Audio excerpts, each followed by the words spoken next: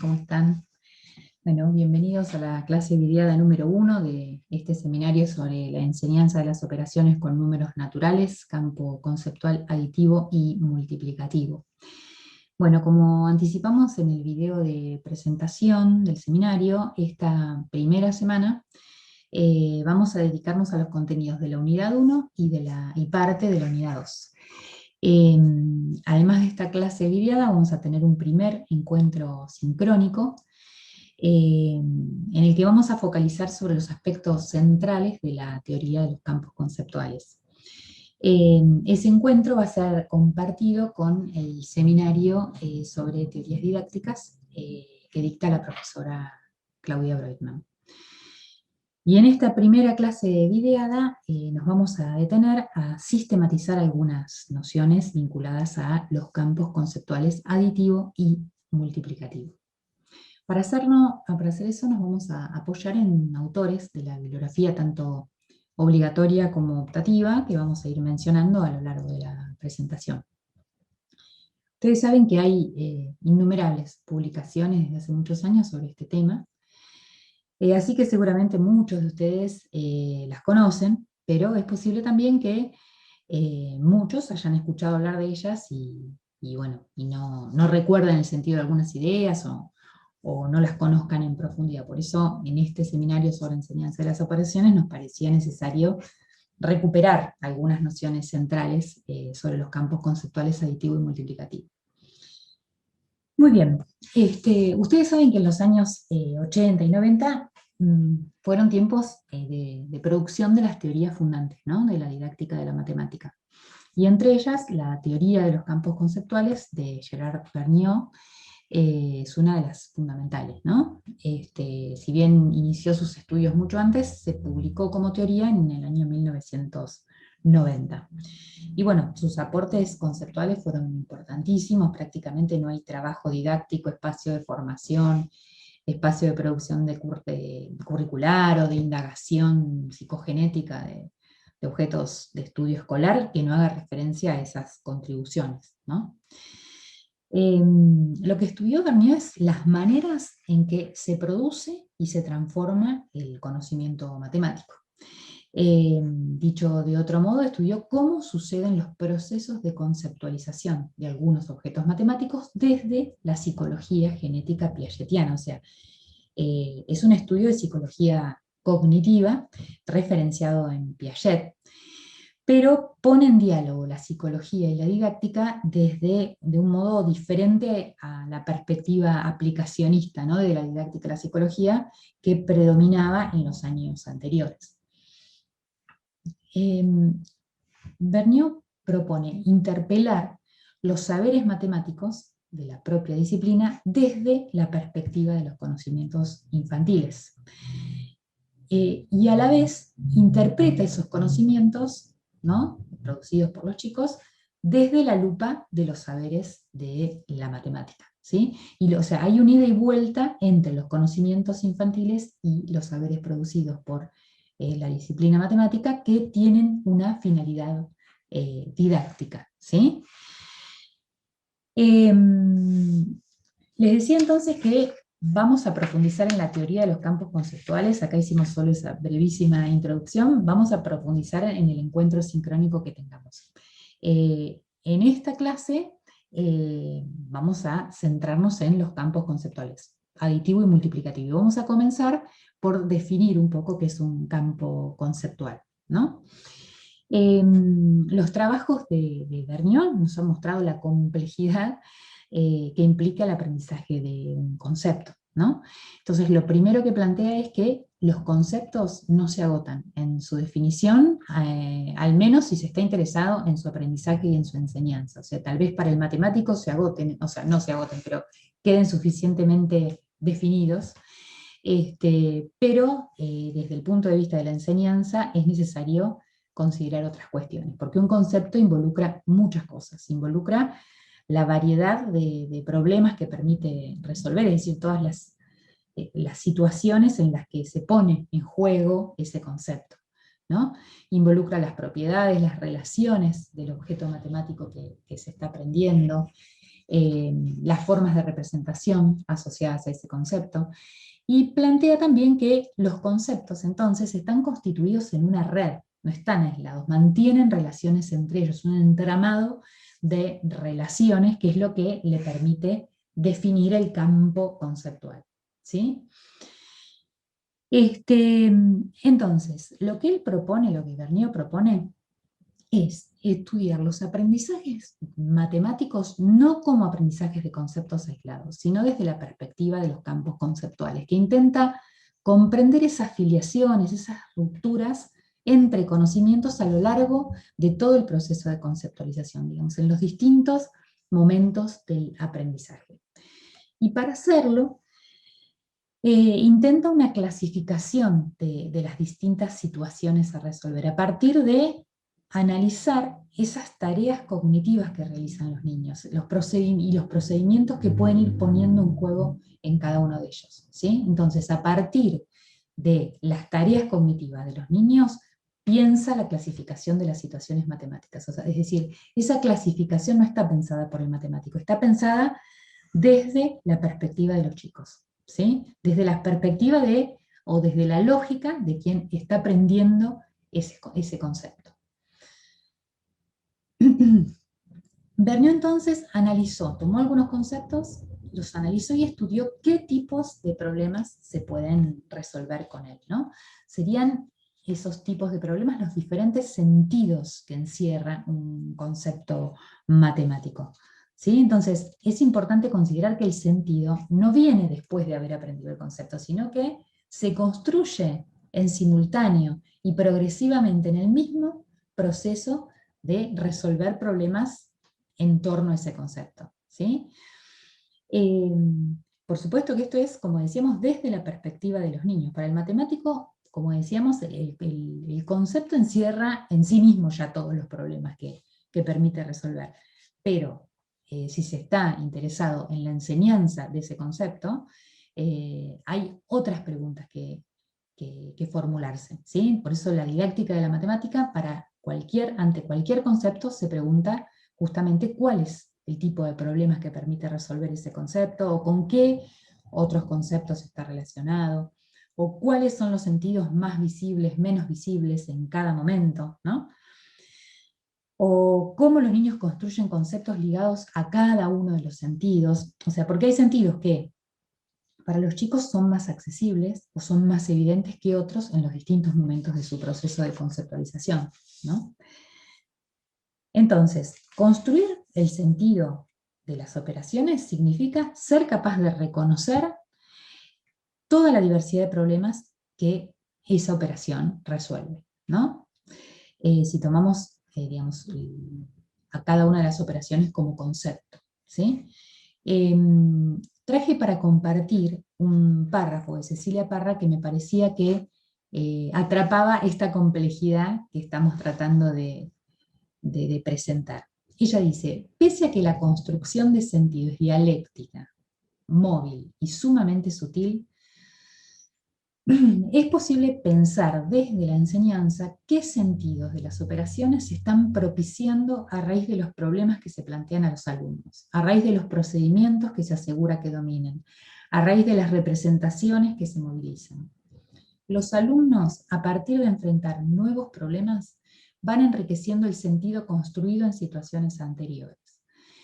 La evolución de los sentidos de las operaciones se favorece trabajando en distintos planos: en el plano de la interpretación de las situaciones, en el de los procedimientos que utilizan los niños, en el de las formulaciones y escrituras que son capaces de producir e interpretar, en el de las propiedades que se ponen en juego y que en algún momento serán explicitadas, en el de las relaciones que pueden ser establecidas entre los distintos conocimientos producidos.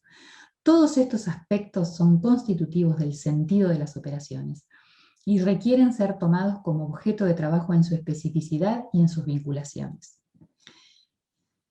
Me parecía que Cecilia Parra lo planteaba, lo describía realmente muy, digamos, captando toda la complejidad, ¿no?, que supone el concepto de sentido de las operaciones. Muy bien. Veamos entonces en particular, digamos, cómo describe Vergniaud a los campos conceptuales aditivo y multiplicativo. El campo conceptual de las estructuras aditivas es definido como un conjunto de situaciones que requieren de una adición, una sustracción o una combinación de ambas operaciones para ser resueltas, ¿no? Y en el caso de las estructuras multiplicativas, son las situaciones que requieren de una multiplicación, una división o una combinación de ambas operaciones para ser resueltas, ¿sí? Vamos a empezar por el campo conceptual de las estructuras aditivas. Vergniaud identifica 6 relaciones ternarias básicas a partir de las cuales es posible generar la totalidad de los problemas que se resuelven con sumas o con restas, ¿no? Esta clasificación, como les decía, está pensada desde el análisis psicológico de la tarea que supone para los alumnos resolver este tipo de problemas, ¿no? Las 6 categorías básicas las pudo pensar a partir de combinar 3 elementos: las medidas, las transformaciones y los estados relativos. Ahora vamos a ver qué es cada uno de ellos. Las medidas perdón, serían los cardinales de los conjuntos que son aislables, ¿no? Los que se pueden contar, autitos, ¿sí? O bien otras magnitudes, ¿no? El resultado de medir otras magnitudes continuas, como la longitud, el área, el peso. Pueden ser números naturales o racionales, justamente dependiendo de qué magnitud se trate. Y estas medidas pueden o componerse, ¿no? Juntar la medida de una colección con la medida de otra y dar como resultado otra medida que involucra a las dos, o pueden transformarse, ¿sí? Una medida sufre una transformación y da como resultado otra medida, o pueden relacionarse esta medida con esta otra. Ahora vamos a verlo más en detalle. ¿Cuál tiene más elementos que la otra, ¿no? Las transformaciones, entonces, son digamos, lo que opera cuando se añade o se quita algo a una medida, ¿sí? A ver, si yo tengo una medida, 8 autitos, la transformo, le agrego 2 y obtengo otra medida, una nueva medida, ¿sí? Tengo 8 autitos, agrego 2 y obtengo 10. O al revés, tengo 8 autitos, quito 2 y tengo 6. Entonces, estas transformaciones no son números de la misma naturaleza que los de las medidas, porque estas transformaciones siempre tienen signos, siempre son positivas o son negativas, ¿sí? Son números que Vergniaud llama números relativos, ¿sí? Y también esas transformaciones operan sobre una medida, operan sobre un estado relativo, o también pueden componerse entre sí. Ahora vamos a ver ejemplos.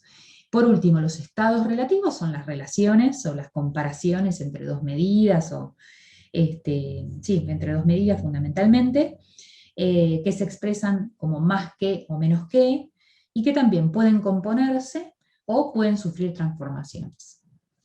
Vamos a ver entonces cuáles son esas 6 categorías básicas de relaciones aditivas, que son ternarias, ¿no? Que reúnen siempre tres elementos. Vamos a dar un pantallazo general primero y después vamos a ir a analizar ejemplos, sobre todo de una de las categorías, porque bueno, el análisis es parecido en todas, entonces tomemos una de las categorías como ejemplo de análisis para todas las demás. Pero ahora hacemos una presentación de las 6. Bien, la primera categoría que dice 2 medidas, esto posiblemente lo conozcan muchos, pero bueno, vamos a traerlo para que esté disponible para todos, ¿no? 2 medidas se componen para dar lugar a una nueva medida. Acá tenemos entonces, en el primer caso, tenemos 2 medidas que se componen para dar lugar a una tercera medida. A ver, Dante tiene 6 fibras, Antonio tiene 4 fibras, las juntan a las 2 sobre la mesa, juntan las 2 colecciones y nos preguntan entonces cuántas fibras tienen entre los dos. O sea, lo que está en verde es dónde está ubicada la pregunta del problema, ¿no? Entonces puedo combinar 2 medidas y obtener una nueva medida, ¿sí? Y preguntar por cuál es esa cantidad total. Si cuando combino esas dos medidas y obtengo una tercera, ¿no? Y conozco el valor de esa, en la medida de la colección total, y conozco el valor de la medida de una de las colecciones, pero desconozco el valor de otra de las colecciones, entonces el problema es diferente. A ver, aquí habíamos dicho, Dante tiene 6 fibras, Antonio tiene 4, ¿cuántas fibras tienen entre los dos? Si acá yo digo, Dante y Antonio tienen 10 fibras, Antonio tiene 4, ¿cuántas tiene Dante? O sea, la incógnita, la pregunta del problema está en una de las medidas que se componen, ¿sí? Este problema, si bien ambos son de composición de medidas, la pregunta del problema está ubicada en otro lado. Y en este tercer caso, está ubicada en la otra. A ver, si acá pregunté por la colección de Dante, creo, acá preguntamos por la colección de Antonio, ¿sí? O sea, puedo preguntar por cualquiera de las dos. En el primer caso, por supuesto, la resolución experta sería a través de una adición, y en estos dos casos, la resolución experta sería una sustracción, ¿sí? Muy bien. La segunda categoría es una transformación, opera sobre una medida para dar lugar a otra medida. En este caso, hay como, digamos, hay una intervención, no me salía, del componente tiempo, porque, a ver, hay una medida que se transforma, ¿sí?, de manera positiva o negativa y da lugar a otra medida. O sea, hay un estado inicial que en el tiempo se transforma y da como resultado un estado final, ¿sí? Pueden encontrarlo, digamos así, mencionados las medidas como estado inicial y estado final. Esta categoría vamos a estudiarla más en profundidad ahora, cuando terminemos el primer pantallazo, digamos, ¿no? Acá pueden definirse 6 categorías de problema, porque es no solamente dónde está la pregunta del problema, acá está en el estado final, acá lo tenemos en la transformación, acá lo tenemos en el estado inicial, en la primera de las medidas, pero además la transformación puede ser positiva o negativa en los 3 casos, o sea, tenemos 6 subcategorías posibles, ¿sí? La tercera categoría es una relación une 2 medidas, ¿no? Acá hay dos magnitudes medibles, dos cardinales, digamos, que se comparan, ¿sí?, y entre sí, y también puedo ubicar la pregunta en una de las medidas que se compara, en la otra o en la misma relación, ¿sí? Dante tiene 10 fibras, Antonio tiene 6 fibras, ¿cuántas fibras más que Antonio tiene Dante? ¿Sí? Entonces, la pregunta, en este último caso, perdón, porque yo estoy señalando con la flechita de mi mouse, y si no aprieto una teclita, no se ve para ustedes. Entonces, por ahí les digo y ustedes ni saben a cuál me estoy refiriendo. Disculpen. Entonces, la estructura es la misma, pero también cambia el lugar de la incógnita. Y según si se trate de una pregunta por el que tiene más o por el que tiene menos, ¿sí?, en la relación, también me da lugar a 6 subcategorías de problemas. Bien, según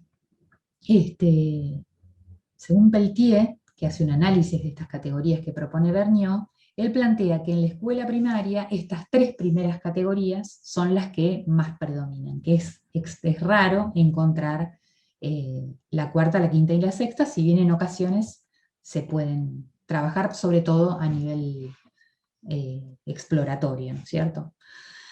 Esta cuarta categoría entonces son 2 transformaciones, se componen para dar lugar a una nueva transformación. Así como teníamos composición de medidas en la primera categoría, en esta cuarta categoría tenemos composición de transformaciones.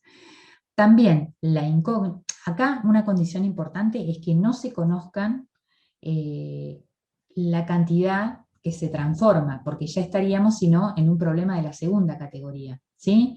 A ver, si tenemos un problema de esos de pasajeros que suben y que bajan de los micros, ¿sí? Yo puedo armar un problema preguntando, en la primera parada se subieron tantos, en la segunda tantos, en la tercera se bajaron tantos, ¿cuántos pasajeros se subieron en ese viaje? ¿Sí?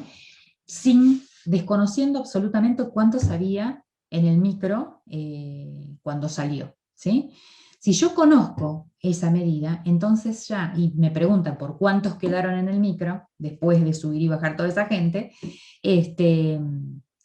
entonces ahí ya no se trata de un problema de transformación, sino de una medida que se transforma y da como resultado otra medida, ¿sí? Bueno, en este caso, también la incógnita, la pregunta del problema puede estar ubicada en cualquiera de las transformaciones, que incluso pueden ser más de tres, perdón, de dos. En este caso son dos transformaciones que dan como resultado una nueva transformación, pero pueden ser más de dos. La incógnita puede estar o en la composición de las transformaciones o en las dos transformaciones parciales, y cada una puede ser positiva y negativa, digamos, todas las combinaciones posibles, lo cual da lugar a un montón de subcategorías, ¿no? Después, bueno, tenemos la quinta categoría, una transformación opera sobre un estado relativo, o sea, sobre una relación para dar lugar a otro estado relativo. Bueno, en este caso también tendríamos todas las combinaciones como veníamos describiendo en las anteriores, digamos, se daría lugar al mismo análisis, y en el último caso, la sexta categoría, dos estados relativos o relaciones se componen para dar lugar a un nuevo estado relativo. Es una nueva composición. Teníamos composición de medidas, composición de transformaciones y composición de estados relativos. Entonces, este es, digamos, como un primer pantallazo de la enorme diversidad de problemas posibles. La idea, por supuesto, no es que los tengamos presentes, no, que tengamos una rigurosidad bárbara en decir, no, pero este es de la quinta categoría, este problema, no, pero es de la sexta, no, yo di problemas de la quinta y no di de la sexta, entonces a ver, esto un poco es para dar idea de la complejidad que involucra un campo conceptual, y sobre todo de meternos, que ahora vamos a analizar un poquito, en la diversidad de tareas cognitivas diferentes que exige de los niños este tema de las distintas estructuras, ¿no? Porque, digamos, en las clasificaciones anteriores, antes de Vergniaud, lo que se pensaba es que, bueno, que los problemas de resta eran un poco más difíciles que los problemas de suma, por ejemplo, ¿no? Se pensaba así un poco apresuradamente.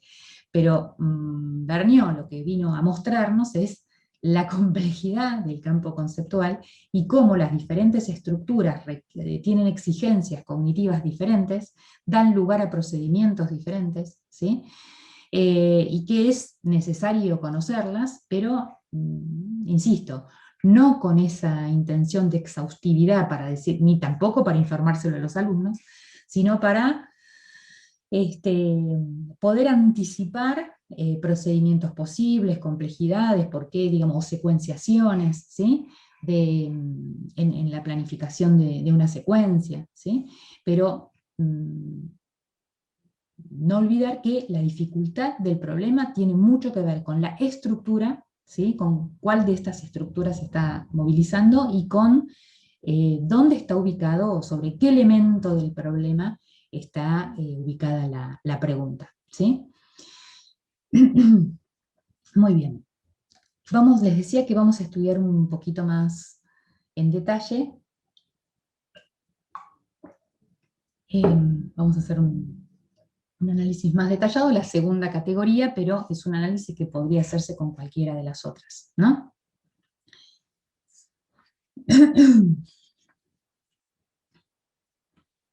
Muy bien.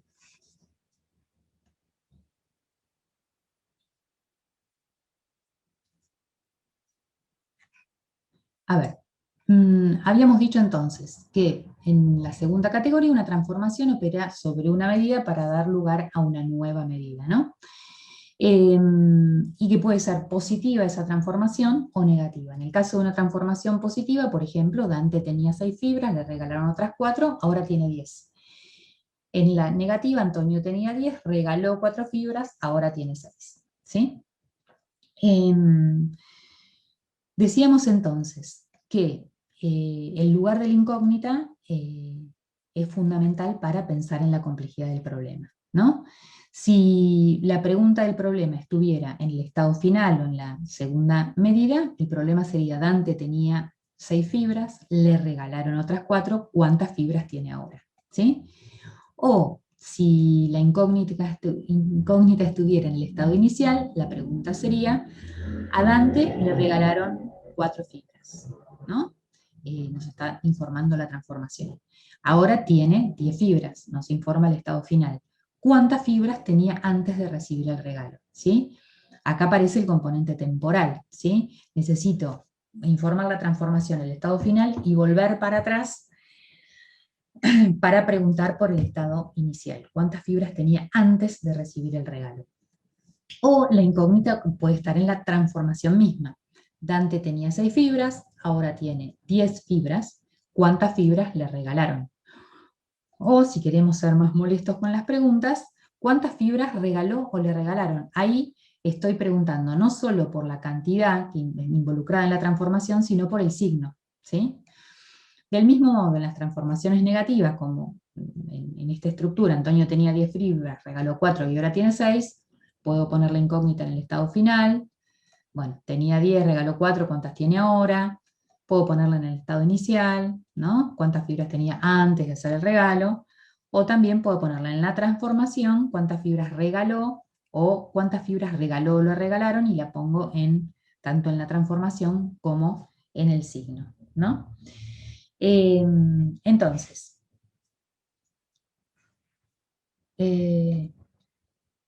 esto es lo que encuentra Vergniaud desde la perspectiva de los chicos. Como decíamos, para el matemático o para nosotros mismos son todos problemas de transformación con detalles mínimos, pero para los chicos se involucran diferentes complejidades. No porque se alojen en la misma definición matemática, digamos, los chicos los aprenden como si fueran todos el mismo tipo de problema.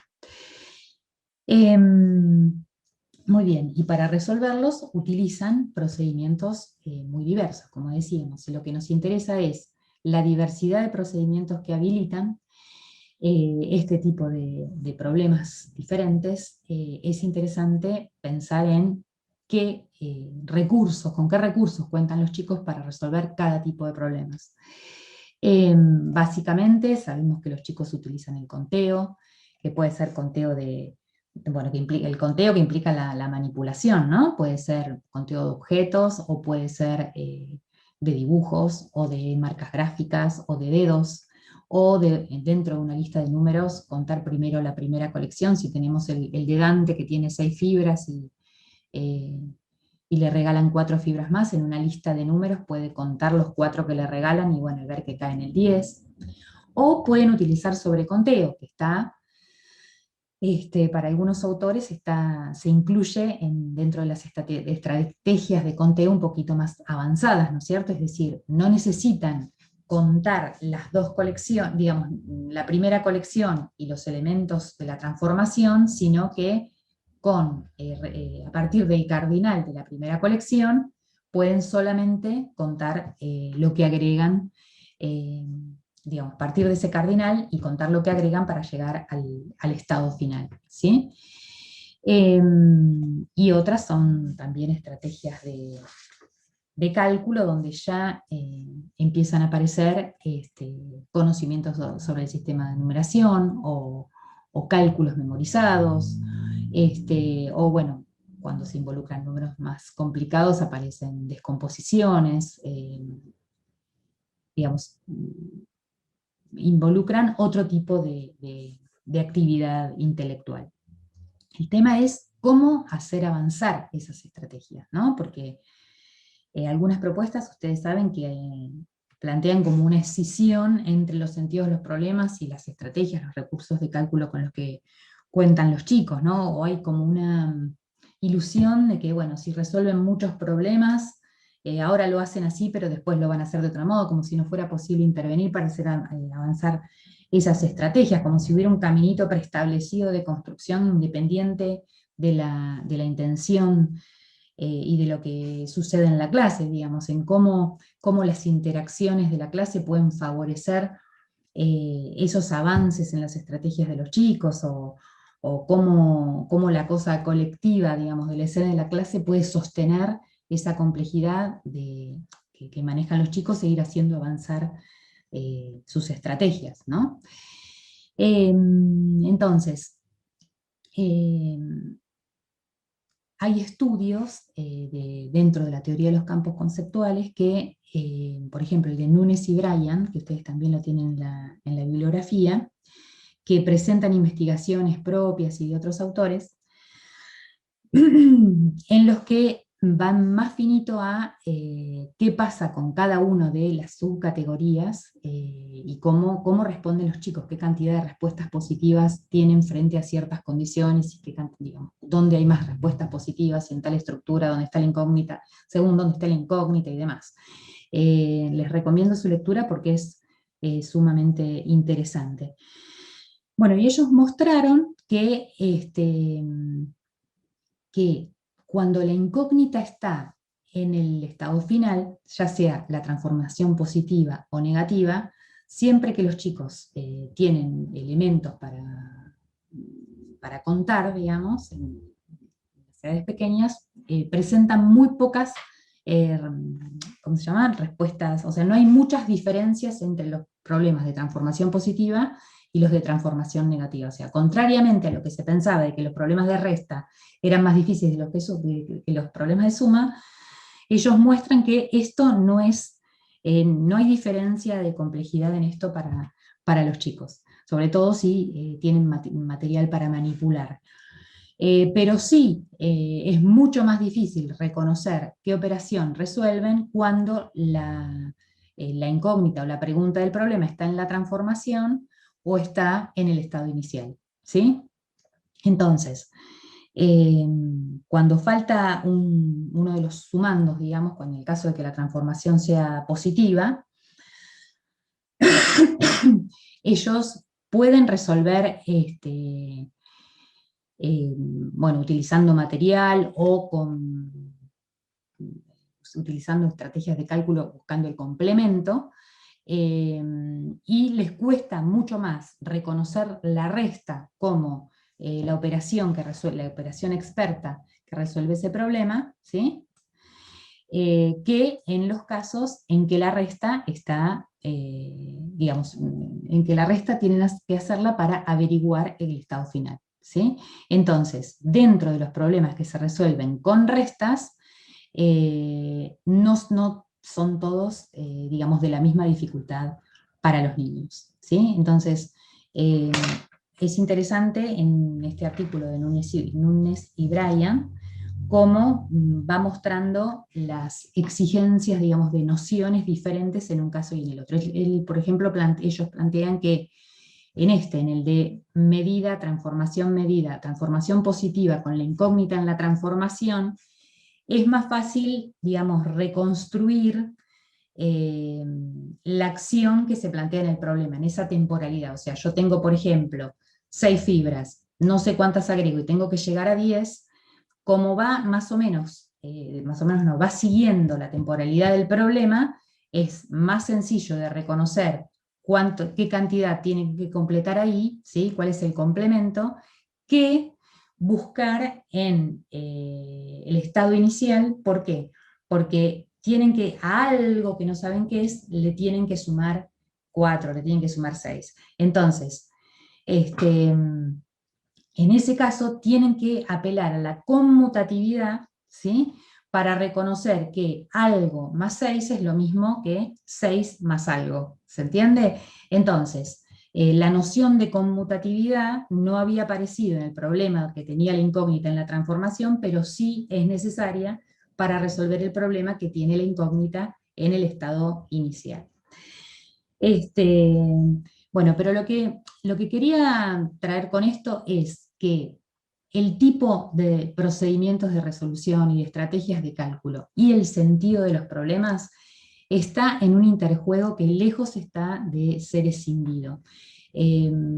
Recordé, pensando en estas cuestiones, en una cita del documento 4 del 97 de Ciudad de Buenos Aires, que es viejito, pero que bueno, que abrió mucho camino en este enfoque de enseñanza, que plantea que existe un complejo interjuego entre procedimientos y recursos de cálculo y la construcción y ampliación de sentido de las operaciones.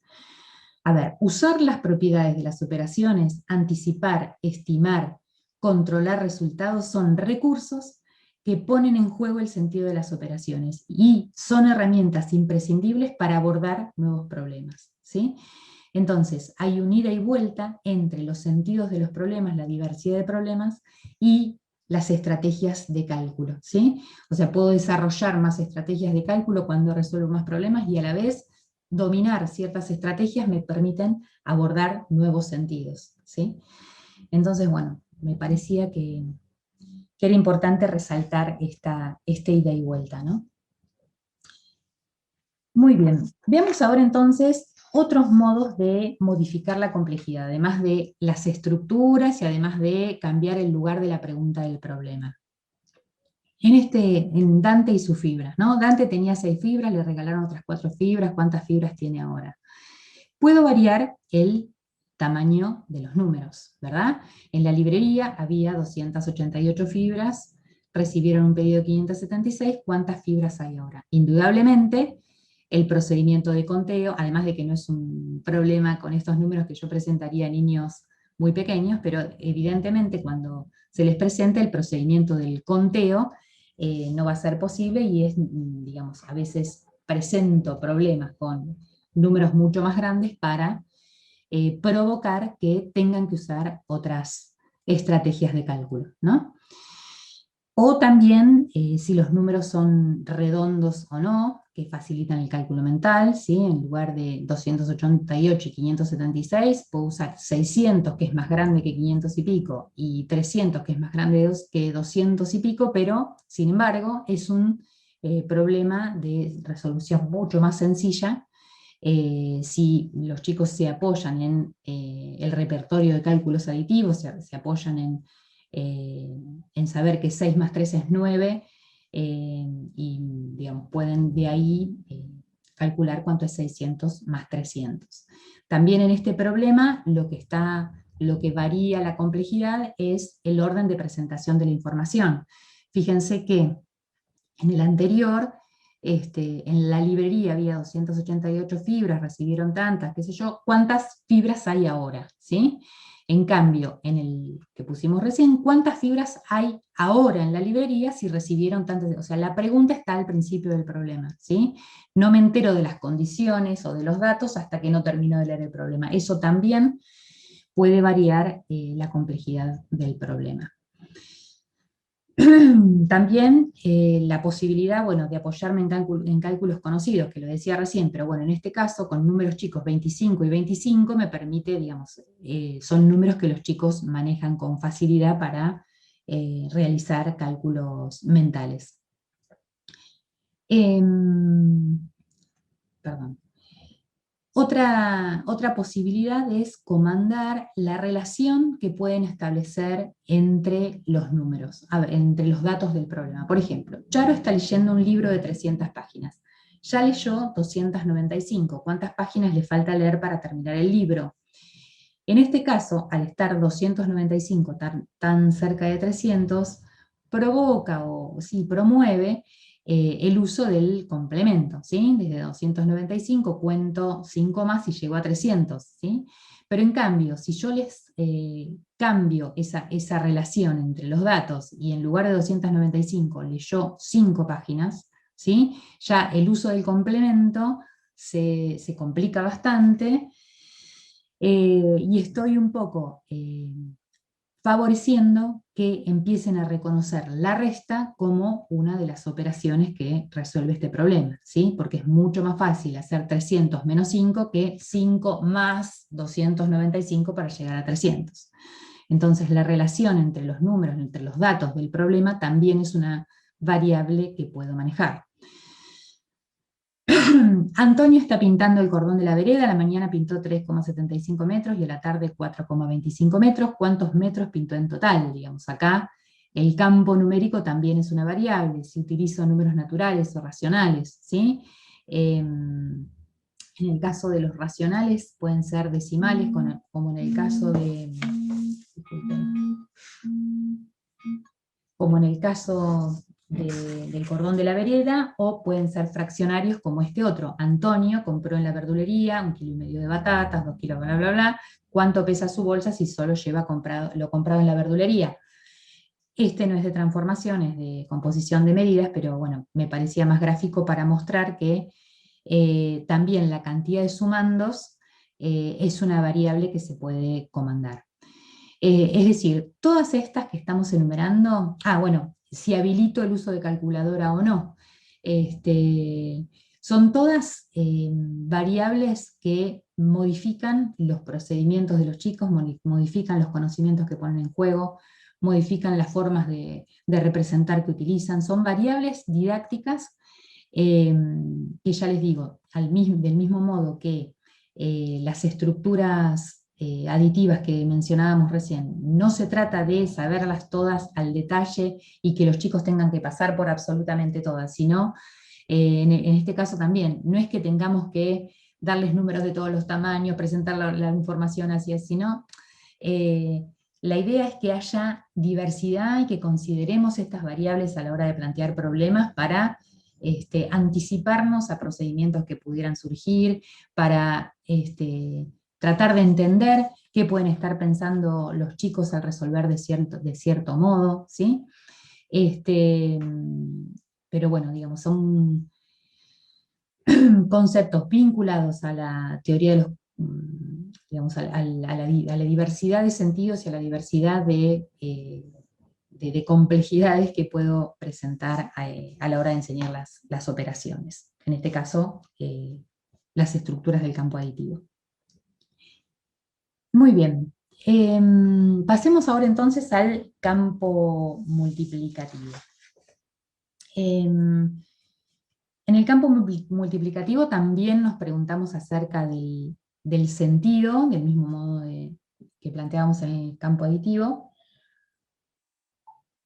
y quería compartir algo que plantea Cecilia Parra, que dice que en el caso de la multiplicación, ocuparse del sentido significa ocuparse de los problemas que se resuelven con una multiplicación o se relacionan con ella, las situaciones donde no puede ser utilizada, o sea, los límites del concepto, la evolución de las distintas concepciones de la operación que permita utilizarla en los distintos campos numéricos, las propiedades que la caracterizan, las relaciones con otros conceptos, ¿sí? Con el de fracciones, con el de proporcionalidad, con otras operaciones, ¿no? Con la suma, la división, los algoritmos, más en general los recursos de cálculo, las expresiones que se usan en las situaciones multiplicativas, los mecanismos de control que permiten validar los procedimientos. Es decir, me parecía interesante este párrafo de Cecilia Parra porque muestra una vez más la complejidad que tiene la enseñanza de un concepto, en este caso el concepto de, digamos, de multiplicación y de división, ¿no? Las operaciones que están involucradas en el campo conceptual multiplicativo. Al estudiar el campo conceptual multiplicativo, Vergniaud encontró dos grandes categorías de problemas: el isomorfismo de las medidas y el producto de medidas. Vamos a detenernos primero en el isomorfismo de medidas. Este tipo de problemas son los que suelen utilizarse para introducir la multiplicación en la escuela. Se trata de una relación cuaternaria, ¿no? Entre 4 cantidades, de las cuales, de esas 4, 2 son de una magnitud y 2 de la otra, ¿sí? O sea que la escritura habitual de la multiplicación A por B es igual a C no estaría representando este tipo de problemas multiplicativos, porque A por B igual a C solo involucra 3 términos, ¿no? Este tipo de problemas suelen representarse en tablas. Por ejemplo, una caja tiene 4 hamburguesas, 3 cajas tienen 2 hamburguesas. Y en estos problemas también, el lugar del incógnito, del mismo modo que los problemas aditivos, el lugar de la incógnita, o sea, donde se ubica la pregunta del problema, también modifica la complejidad del problema y requiere de resoluciones a través de multiplicaciones o de resoluciones a través de divisiones. Vamos a ver algunos ejemplos.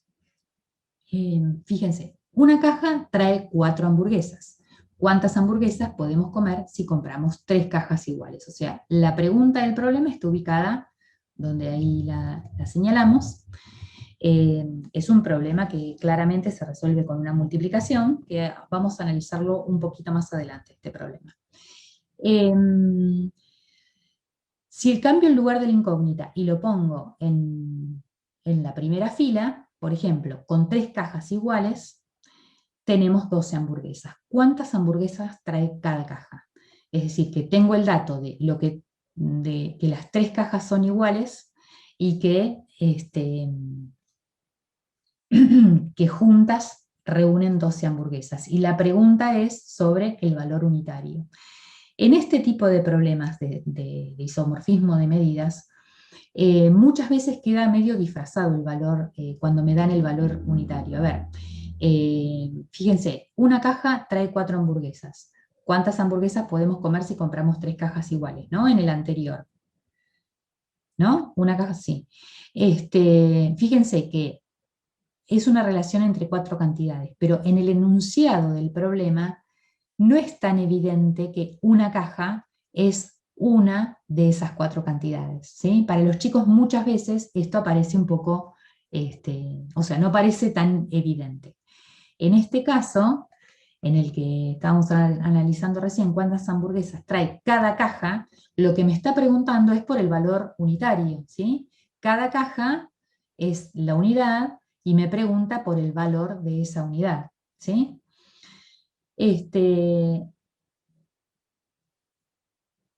Veamos ahora si cambio el lugar de la incógnita, este tipo de problemas. Una caja trae 4 hamburguesas, ¿sí? Eso ahora lo tengo, la unidad y el valor unitario. ¿Cuántas cajas necesitamos comprar para comer 12 hamburguesas? ¿Sí? Estos dos últimos problemas entonces se resuelven con división, en un caso 4 dividido 4 y en el otro 12 dividido 4, en el anterior 12 dividido 3, pero ahora vamos a analizar que involucran nociones diferentes, ¿sí? Muy bien. A ver, el B, que era en 3 cajas iguales. Perdón, me estaba olvidando algo importante. Otra cosa importante, además el tema de la unidad y del valor unitario, es que en estos problemas hay una condición que también aparece oculta, pero es indispensable para que se trate de una relación de este tipo, que es que todas las partes poseen el mismo número de elementos, ¿sí? O sea, estas 4 hamburguesas, 12 hamburguesas, si yo prolongara la tabla o la completara, cada uno de los valores de esta columna tienen la característica de que pueden partirse en partes iguales, que son las cajas de hamburguesas, ¿sí? Que en este caso cada una tiene 4, ¿sí?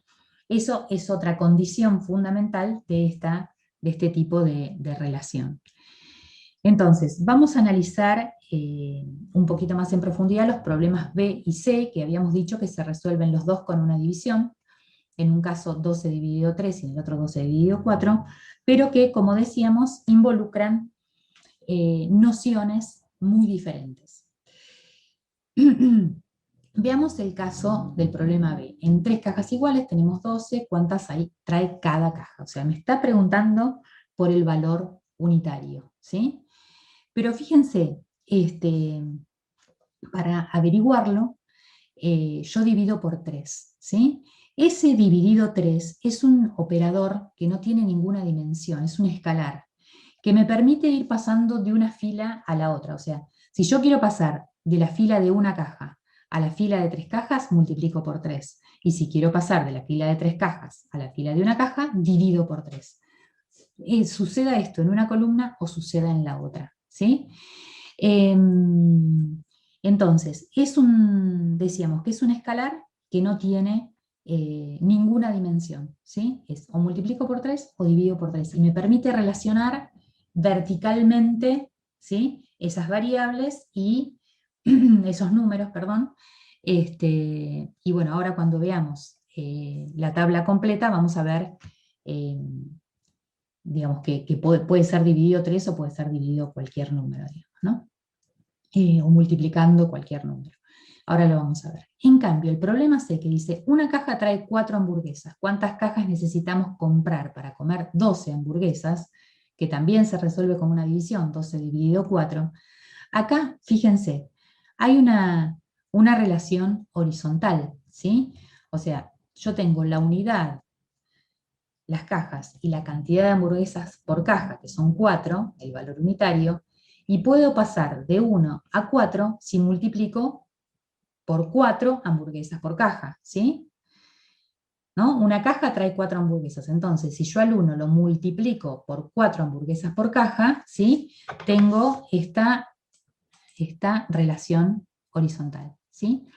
Para plantear una relación horizontal hacia la izquierda, en este caso, para pasar de esta columna a esta, ¿sí? En lugar de multiplicar por 4 hamburguesas por caja, divido por 4. O sea, sería la inversa de este operador, ¿sí? Que me permite relacionarme horizontalmente, ¿sí? Entonces, en este caso, se trata en las relaciones verticales, de un operador sin dimensión. Y en este caso, ¿sí?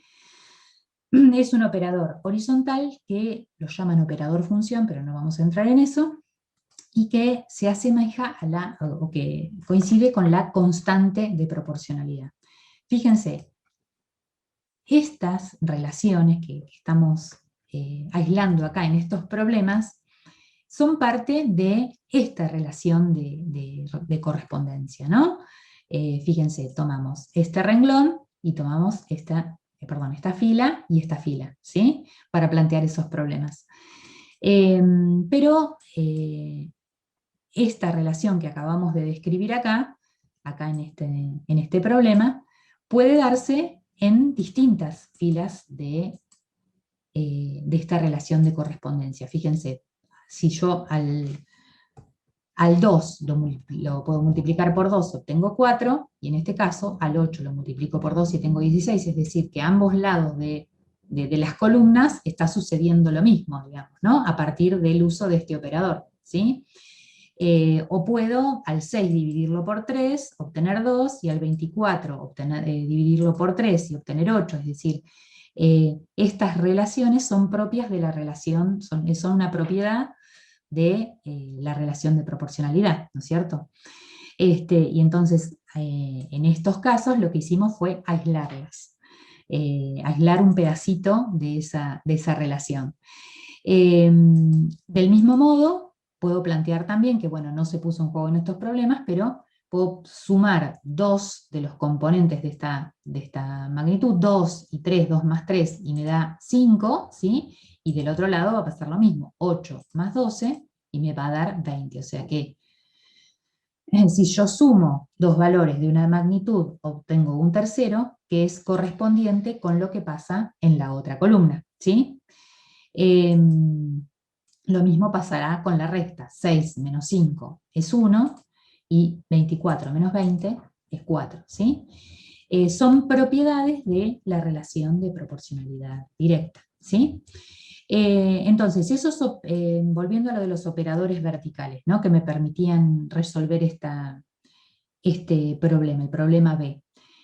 Son operadores que en este caso me convino usar 3, pero fíjense que puedo usar los que quiera, digamos, son los que me permiten pasar de una fila a la otra. En cambio, en el caso del problema C, yo uso por 4 hamburguesas por caja, que es una constante de esta relación, ¿sí? Siempre para pasar de un elemento de la primera magnitud, tengo que multiplicar por 4 en esta relación para obtener el valor correspondiente, ¿sí? Entonces, este operador horizontal siempre es el mismo, es nuestra constante de proporcionalidad. Por eso no es lo mismo escalar sin dimensión, un operador sin dimensión, que esto, que es una constante de proporcionalidad, ¿sí? Son números de distinta naturaleza. Analicemos ahora que pensamos en eso, qué pasa para resolver el problema A, que decíamos que era un problema que se resolvía con una multiplicación, 4 por 3 o 3 por 4. A ver, una caja trae 4 hamburguesas, ¿cuántas hamburguesas podemos comer si compramos 3 cajas iguales? Si yo multiplico por 3, ¿sí? Estoy utilizando el escalar, ¿sí? El operador vertical sin dimensión, el mismo que utilicé en el problema B, ¿sí? 4 por 3, 12, ¿sí? Si yo multiplico 3 por 4, estoy utilizando estas 3 cajas que las multiplico por la constante, por este operador horizontal, y obtengo las 12 cajas. Pero, las 12, perdón, hamburguesas. En un caso hago 4 por 3 y en el otro hago 3 por 4 para resolverlo. Pero, ¿son 3 cajas por 4 hamburguesas? 12 ¿por qué me daría hamburguesas? Multiplicar 3 cajas por 4 hamburguesas. ¿Por qué me daría hamburguesas? ¿Por qué sería esa la dimensión que obtengo? ¿Sí? No, porque yo no estoy multiplicando cajas por hamburguesas, como decimos habitualmente. Yo lo que estoy multiplicando son, en este caso, en el caso en el que uso el operador horizontal, son 3 cajas por 4 hamburguesas por caja. Entonces, las cajas se anulan porque están multiplicando y dividiendo, y la dimensión que me queda son hamburguesas, ¿sí? O bien, si uso esta otra estrategia, estoy multiplicando 4 hamburguesas por 3, que no tienen ninguna dimensión, y entonces el resultado me dan hamburguesas, 12 hamburguesas. Entonces, no es cierto que multiplico 3 cajas por 4 hamburguesas, como planteamos así coloquialmente. Bien, veamos brevemente las variables didácticas que también puedo comandar en este tipo de problemas de isomorfismo de medidas, del mismo modo que lo analizamos para el campo aditivo. Bien, el tamaño de los números es una de las variables que permite variar la complejidad del problema, por supuesto, habilitar distintos procedimientos, provocar el surgimiento de nuevos conocimientos. Los datos que se ofrecen, ¿no? Porque no es lo mismo un problema en el que yo ofrezco el valor unitario, ¿sí? Que un problema en que es necesario averiguarlo, ¿sí? O en el que a veces es necesario averiguarlo o tengo que hacer alguna relación sin pasar por el valor unitario, pero bueno, es un poco más complejo que si lo tengo disponible, ¿sí? O las relaciones que se pueden establecer en los datos que ofrezco. Porque, a ver, veamos un ejemplo, sigamos con las cajas y las hamburguesas. No es lo mismo esta primer relación en la que puedo calcular el doble de 8, ¿sí? Haciendo uso del operador vertical como analizábamos en los otros problemas, ¿no? Que es esta propiedad de la relación de proporcionalidad directa, que datos como en este segundo caso en el que las relaciones son un poco menos amigables, ¿no? No puedo usar un operador que sea un número natural, tengo que pasar por el valor de la unidad, tengo que averiguarlo, ¿sí? Es otra la complejidad de acuerdo a las relaciones que puedo establecer entre los datos. Otra variable didáctica, bueno, el campo numérico, si se trata de números naturales o números racionales, y en este caso del campo multiplicativo, tiene especial relevancia si los números racionales, en el caso de que sean números racionales, si son mayores o si son menores que 1, porque bueno, ustedes saben que tienen un comportamiento diferente, ¿no? Cuando se trata de multiplicar o dividir. Las magnitudes, si son discretas o continuas, que bueno, justamente en relación a los números, al campo numérico que está involucrado en el problema, bueno, me manejo en el campo de las magnitudes discretas o continuas. El tipo de dimensiones, ¿no? O sea, aquello que se mide de una magnitud, si son dimensiones simples, o sea, que se pueden medir directamente, como la longitud, el tiempo, el peso, o si se trata de dimensiones producto o dimensiones cociente que requieren de un cálculo, como el área, el volumen, la velocidad, la densidad, que bueno, por supuesto que hacen el cálculo dimensional en el problema mucho más complejo. Muy bien. Vamos a dedicarnos ahora a la otra categoría, digamos, dentro del campo conceptual multiplicativo, son los problemas que Bernio llama de producto de medidas, ¿sí? O de doble proporcionalidad también pueden aparecer mencionados. Bien, se trata en este caso de una relación ternaria, ¿sí? A diferencia del otro que era una relación cuaternaria, del otro grupo de problemas. En este caso tenemos una relación entre tres cantidades, donde una es producto de las otras dos, ¿sí? Tanto en el plano numérico como en el plano dimensional, ¿no? Dentro de este gran grupo de problemas hay dos grupos, que son los problemas de combinatoria y los problemas de organizaciones rectangulares, ¿sí? Veamos algunos ejemplos, empecemos por combinatoria. Ejemplos bien simples, no vamos a profundizar demasiado en estos campos. Solamente me interesa que pensemos en algunas complejidades de las relaciones que están involucradas. Por eso, este es el más básico de los problemas de combinatoria. Pablo se fue de viaje, llevó 3 pantalones y 4 remeras, ¿cuántos equipos de ropa puede usar? O sea, claramente se trata de un problema donde hay que asociar cada uno de los elementos de un conjunto, en este caso de pantalones, con cada uno de los elementos del otro conjunto, para obtener un tercer conjunto, que son los equipos de ropa, ¿sí? Por eso no, como en el caso del isomorfismo de medidas, teníamos magnitudes de la misma naturaleza, o sea, en un problema de cajas y hamburguesas, el resultado iba a ser o cajas o hamburguesas. Sí, en cambio en este caso, las tres cantidades son magnitudes diferentes. Bien, también como en los casos anteriores de campo aditivo, varía el lugar de la incógnita y entonces varían las operaciones que resuelven el problema. A ver, cambiando solamente de pantalón o de remera, Pablo puede tener 2 equipos de ropa diferentes para llevar a un viaje, ya puso 3 pantalones en la valija, ¿cuántas remeras tiene que cargar? Entonces ahora no me está preguntando por la cantidad de elementos que tiene ese conjunto que es producto de otros dos, sino que me pregunta por uno de los conjuntos, ¿sí? Bien, veamos ejemplos de organizaciones rectangulares.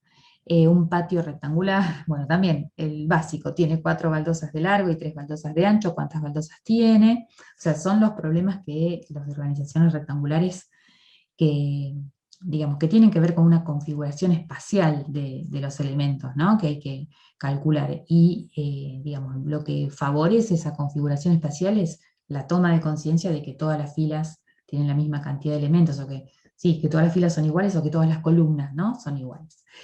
No hay necesidad de verificarlo. También cambiando el lugar de la incógnita, tenemos un patio rectangular, tiene 12 baldosas dispuestas en 4 filas, ¿cuántas baldosas tiene cada fila? Al preguntar por una de las variables en juego, en lugar de resolverse de manera experta con una multiplicación como la anterior, se resuelve con una división, ¿verdad? Lo mismo que en el caso de los pantalones y las remeras. El segundo problema también se resolvería con una división. Y después este tipo de problemas, ¿será cierto que si se duplican la cantidad de baldosas del largo y del ancho, se duplica la cantidad total de baldosas? Este problema no espera un resultado, una cantidad, ¿no? Sino que apunta a un trabajo más exploratorio de las características de este tipo de problemas, ¿sí? Muy bien, vamos a analizar la resolución de este problema de combinatoria. Pablo se fue de viaje, llevó 3 pantalones y 4 remeras, ¿cuántos equipos de ropa puede usar? Como decíamos, el conjunto, digamos, el conjunto de los equipos de ropa es la incógnita en este caso, y es necesario, digamos, más allá de la diversidad de procedimientos que puede haber para resolver esto, ¿no? Listados, diagramas de árbol, ¿no? Es necesario finalmente calcular el producto entre el cardinal de un conjunto y el cardinal del otro para obtener la cantidad de equipos de ropa. Vamos a mostrar una resolución a través de un cuadro de doble entrada para analizar algunas relaciones, ¿sí? En este caso, en el cuadro de doble entrada, hemos puesto en esta columna los 3 pantalones, pantalón 1, 2 y 3, y en esta fila las remeras 1, 2, 3 y 4. ¿Sí? En cada una de las celdas intermedias, ¿sí? Están los pares formados por un pantalón y una remera en cada, digamos, en cada una de las filas y en cada una de las columnas, lo cual da 12 equipos de ropa. ¿Sí? Veamos a partir de esa resolución de los 12 equipos formados con 3 pantalones y 4 remeras, ¿qué pasa si nos preguntamos cuántos equipos más llevaría Pablo si agregara una remera y un pantalón, ¿no? Una remera y un pantalón. En ese caso, si agregara una remera, ¿sí? Agregaría 3 equipos de ropa, ¿no? Esta quinta remera con el pantalón 1, el 2 y el 3, ¿sí? Entonces, porque la pregunta es, ¿cuántos equipos más llevaría, ¿sí? Si en total, en este caso, se armarían 3 por 5, 15 equipos, en relación a los 12 equipos del problema original, agrega 3, ¿no? Ahora bien, si agregara un pantalón, ¿sí? Manteniendo la misma cantidad de remeras, sucede otra cosa, ¿sí? 4 pantalones por 4 remeras son 16 equipos, se agregan 4 equipos de ropa, ¿sí? Con este nuevo pantalón arma un equipo con cada una de las 4 remeras, ¿sí? Entonces está sumando una remera, sumando un pantalón. En total, al sumar una remera, ¿sí? En un caso y un pantalón en el otro, agrega 3 y 4, 7 equipos de ropa. Pero en este tipo de problemas lo que se propone es que agregue una remera y un pantalón al mismo tiempo, y de ese modo digamos, se forma un nuevo equipo con la quinta remera y el cuarto pantalón, que si lo considero sumando uno o sumando otro, no aparece, ¿sí? Entonces, con 4 remeras y 5 pantalones se forman 20 equipos de ropa, y en total, en relación a nuestros equipos originales, que eran 12, se agregan 8 equipos de ropa. Entonces, digamos, ¿para qué pensamos en esta situación? Digamos, mostrando que es un problema en el que digamos, es necesario considerar las 2 variables al mismo tiempo, ¿sí? Cecilia Parra, en su capítulo sobre multiplicación, cuenta que esto es una limitación para los chicos más pequeños que se acercan a la multiplicación, porque cuando tienen que resolver problemas de este tipo, por ejemplo, en esta organización rectangular en la que tienen que calcular la cantidad de cuadraditos que tiene esta cuadrícula, tienen 5 por 8, les digo para que no se pongan a contar. Los niños suelen contar la cantidad de cuadrados que tiene la primera fila, y cuando tienen que contar la columna, no cuentan este cuadradito de la esquina. Y esto sucede porque se resisten a contar 2 veces el mismo elemento, ¿no? Que es una regla que proviene del conteo, de la suma. Entonces, este problema que, a ver, me voy a correr, este problema que se resolvería con 5 por 8, ¿sí? Estos niños que lo piensan de este modo terminan resolviéndolo erróneamente, ¿no? Con 5 por 7, porque no consideran de la esquina, se resisten a contarlo 2 veces. Pero ¿qué pasa? Cuando contamos 8, ¿no? En la columna, en realidad la idea que los chicos tienen que construir, y todavía no lo han logrado, es considerar que ese 8 es la cantidad de veces que se repite el número 5, digamos, ¿no? La cantidad de cuadraditos que hay en una fila, ¿sí? Si bien yo estoy contando los cuadraditos que tiene una columna, ¿sí? Cuento cuadraditos igual que los de la fila, son números de distinta naturaleza. Ojo, porque el 5 me indica cantidad de cuadraditos por fila, y el 8 cantidad de veces que se repite, ¿sí? Lo cuento en la columna, cuento los cuadraditos, pero en realidad lo que necesito saber para resolver este problema es cuántas veces se reitera esa cantidad, ¿sí? También muchas veces encontramos que los chicos resuelven 5 más 8, ¿no? En general esto suele pasar porque, bueno, usan un modo de resolver que utilizaban habitualmente con éxito, que era sumar los números del problema, y todavía no comprenden por qué en este caso no les sirve. Pero más allá del error, digamos, lo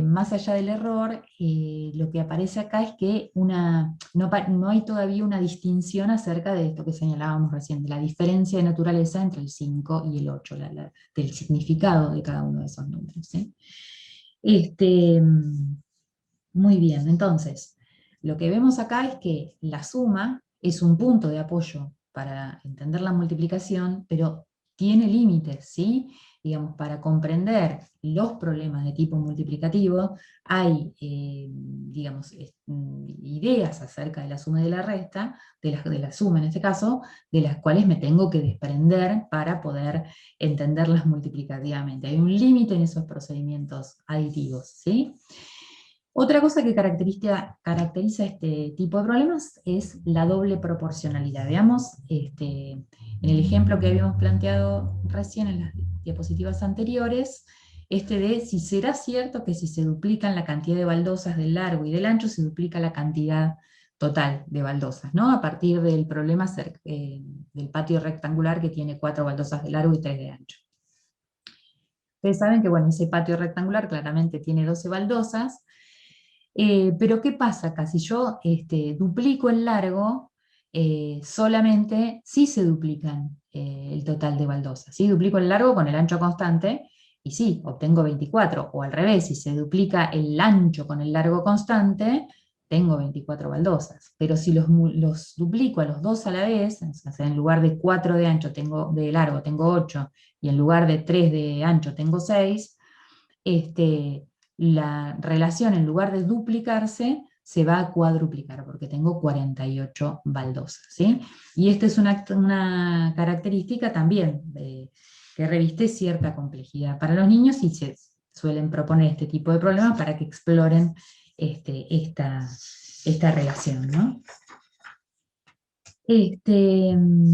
Bien, o sea, son problemas donde, a diferencia de los de isomorfismo de medidas, no tengo un valor unitario, ¿sí?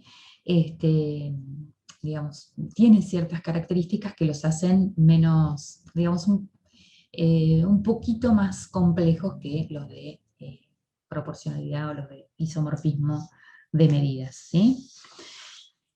Bueno, muy bien. Para ir cerrando ya, vamos a puntear algunos aportes, seguramente habrá otros, de la noción de campo conceptual a la enseñanza de la matemática y de las operaciones en particular, ¿no? A ver, todo lo que se sabe acerca de los campos conceptuales no es algo que digamos, que se transforme en reglas de acción para el aula, ¿sí? Directamente, ¿sí? No estamos pensando en, bueno, a ver el método, no, sino estamos pensando en qué condiciones, o sea, qué nos permite o qué nos aportan los campos conceptuales para pensar condiciones de enseñanza, ¿no? Entonces, bueno, en esos términos pensábamos que uno de los principales aportes es que es la necesidad que nos plantea de ofrecer oportunidades de resolver diversidad de problemas, ¿no? Que involucren sentidos variados de una misma operación, que pongan en relación distintos conceptos, ¿sí? Que plantee en simultáneo, ¿no? La enseñanza de la suma y de la resta, de la multiplicación y de la división, además de todas las relaciones entre esas 4, digamos, operaciones, ¿no? O la posibilidad de realizar análisis a priori de las situaciones, ¿no? De las situaciones que presentamos, para poder precisar qué relaciones matemáticas se van a abordar en esa situación, qué tareas cognitivas requieren que realice el alumno, ¿sí? Tanto en situaciones, digamos, esto es para la enseñanza como para situaciones en las que estoy diseñando una secuencia para implementar alguna investigación, por ejemplo. También otro aporte podría ser la posibilidad de comandar variables didácticas de los problemas para provocar avances en los modos de representar, en los modos de resolver problemas, ¿sí? Entonces, esta posibilidad que me da pensar los conceptos en un campo, ¿sí? Para, digamos, poder hacer todas las variaciones que yo necesite hacer en función de la enseñanza. También considerar la complejidad de los problemas en la secuenciación y en la planificación, ¿no? Por supuesto que considerando el largo plazo en estos procesos constructivos, ¿no? Saber que no enseñamos la suma en primero, la resta en segundo y aparece en tercero la multiplicación, sino que todas las operaciones requieren de prácticamente toda la escolaridad primaria, ¿no? Para poder visitar toda esta diversidad enorme de problemas que involucran. Y bueno, finalmente comparto con ustedes digamos, pensando en los aportes de la noción de campo conceptual, una buena síntesis que me parece que hace Marie-Lise Pelletier sobre cuál es el aporte, ¿no?, de esta tipología para la enseñanza. Las tipologías de problemas aditivos y multiplicativos permiten ayudar a los profesores a identificar con precisión en los problemas que plantean los objetos matemáticos en juego y sus relaciones, analizar la complejidad de la tarea que proponen y por tanto a decidir, establecer secuencias para conducir a los alumnos a enfrentarse a situaciones variadas y construir evaluaciones en concordancia con los aprendizajes efectuados. Me pareció que era una buena síntesis de qué aportaba a la enseñanza esta noción de campos conceptuales aditivo y multiplicativo. Bueno, cerramos así la clase número 1, videada. Si tienen alguna consulta, pueden hacerla en el foro de consultas que está en la pestaña de inicio del seminario. Y bueno, nos encontraremos entonces en la clase sincrónica que tendremos en breve. Bueno, los saludo.